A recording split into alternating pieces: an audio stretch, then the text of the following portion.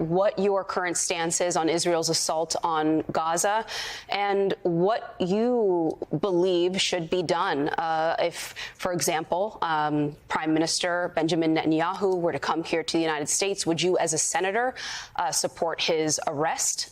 What do you think is the correct path forward there?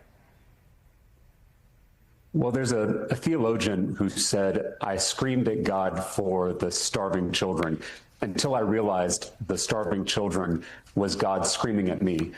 And God is screaming at all of us in Gaza as we speak. Israel has a right to exist and a right to defend itself just like any nation.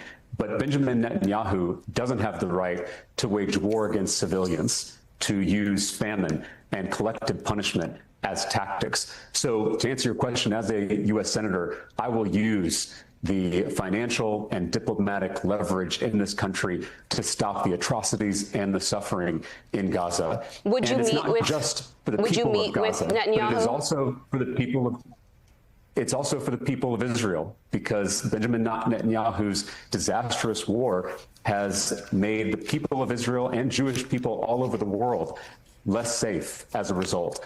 And so I think this crisis deserves immediate action. I'm less interested in what meetings are happening. I'm more interested in what actions are going to be taken by our U.S. Senate to stop the unimaginable suffering in Gaza. So specifically, though, would you meet with Benjamin Netanyahu as a member of the U.S. Senate?